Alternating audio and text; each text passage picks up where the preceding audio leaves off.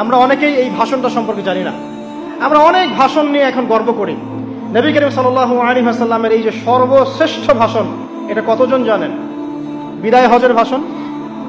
কতজন জানেন বিদায় হজের ভাষণে নবী সাল্লাল্লাহু আলাইহি ওয়াসাল্লাম কি বলেছিলেন উম্মতকে?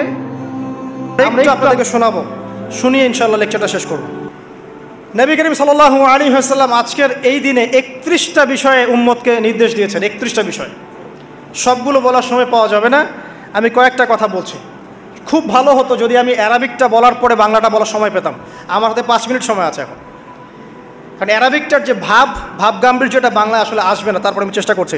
নবী করিম সাল্লাল্লাহু আলাইহি ওয়াসাল্লাম সবার সামনে দাঁড়িয়ে দীর্ঘ 23 বছর অক্লান্ত পরিশ্রম করে দাওয়াতি মিশন কমপ্লিট করার পরে সবাইকে সমবেত করে একটা হজ করলেন। হজ করার পরে তিনি গুরুগম্ভীর কণ্ঠে বলছেন, হৃদয়ের সমস্ত আবেগ বের করে দিয়ে বলছেন, হে জনগণ, আইয়ুহান নাস, হে জনগণ, আমি জানি না আজকের পর তোমাদের সাথে আমি কখনো মিলিত হতে পারবো কিনা। একটু চিন্তা করেন, সাহাবীরা সামনে দাঁড়িয়ে আছেন, নবীজি দাঁড়িয়ে এই কথাটা বলছেন, হে জনগণ, আমি জানি না আজকের পরে আমি তোমাদের সাথে মিলিত হতে পারবো কিনা।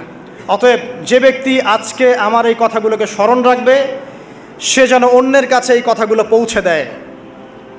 হতে পারে যার কাছে পৌঁছে দেওয়া হচ্ছে সেই এই কথাগুলোকে বেশি সংরক্ষণ করতে পারবে। আল্লাহ পাক তার প্রতি রহম করুন যে আমার এই কথাগুলোকে অন্যের কাছে পৌঁছে দিবে। নবীজির ভাষণ। এরপর নবীজি বলছেন, জেনে রাখো নিশ্চয়ই তোমাদের পরস্পরের, মুসলিমদের পরস্পরের সম্পদ, পরস্পরের রক্ত, পরস্পরের এই যে জান মাল ইজ্জত, এগুলো একে অপরের জন্য হারাম।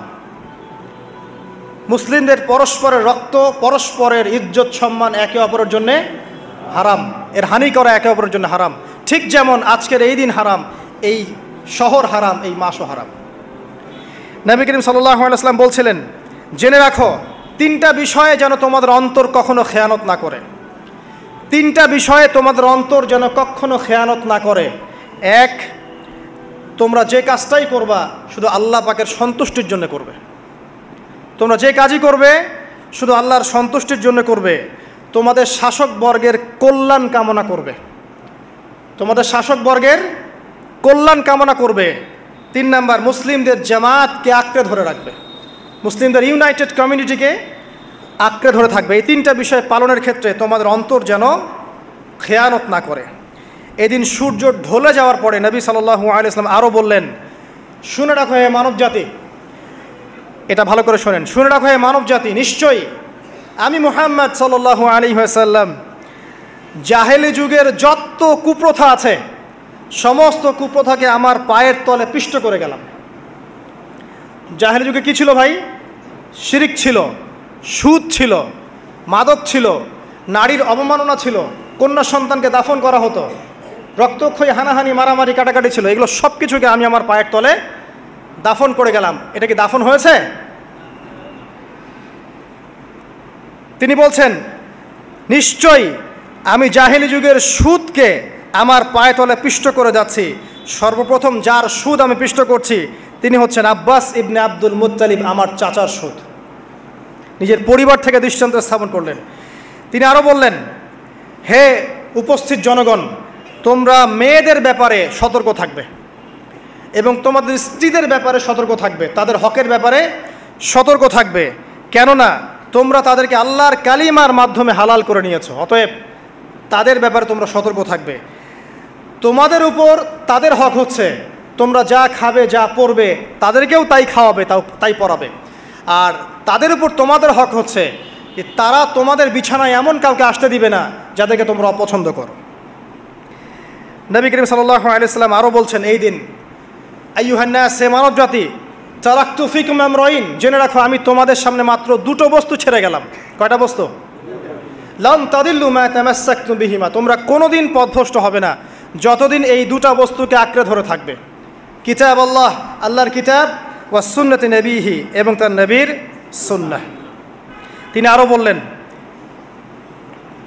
আল মুসলিম, জেনে রাখো প্রকৃত মুসলিম সে ব্যক্তি, মান সালিমাল মুসলিমুনা মিন লিসানিহি ওয়া ইয়াদিহি, যে ব্যক্তির হাত এবং জবান থেকে অন্য মুসলিম নিরাপদ থাকে সেই ব্যক্তি হচ্ছে প্রকৃত মুসলিম।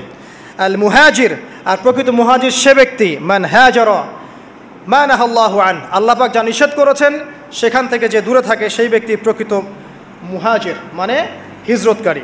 তিনি আরও বললেন, মনে রেখো আমি তোমাদের সবার আগে হাউজে কাউসারে চলে যাব, সুবহানাল্লাহ, এবং সেখানে আমি তোমাদের জন্য অপেক্ষা করতে থাকবো। অতএব শোনেন, অতএব তোমরা আমার চেহারাকে কালিমালিপ্ত করো না, মানে আমার চেহারায় কালিমালিপ্ত করো না, আমার নাম নষ্ট করে দিও না। আমি তোমাদের সংখ্যাধিক্য দেখে আল্লাহর কাছে গর্ব করব, আমাকে তোমরা অপমানিত করো না। আজকে কি আমরা তার দায়িত্ব পালন করে উম্মাহ হতে পেরেছি? নবীজি বলেছেন, তা আমার চেহারাকে কালিমালিপ্ত করো না, সুবহানাল্লাহ। তিনি বলছেন, ওই সময় কিছু মানুষ থেকে আমি মুক্ত হয়ে যাব, আর কিছু মানুষ আমার থেকে মুক্ত হয়ে যাবে। বলা হলো, কারা ইয়া রাসূলুল্লাহ? তিনি বলছেন, আল্লাহ পাককে আমি বলবো, ইন্নাহুম মিন্নি, হে আল্লাহ এরা আমার উম্মাহ, এরা আমার উম্মত, আমার সাহাবী। আল্লাহ পাক বলবেন, ইন্নাকা লা তাদরি মা আহদাসা বা'দাক, তুমি জানো না হে নবী, তোমার মৃত্যুর পর এই মানুষগুলো, পরবর্তী মানুষগুলো তোমার দিনের মধ্যে কত বেদাত সংযোজন করেছিল। তিনি আরও বলেছিলেন,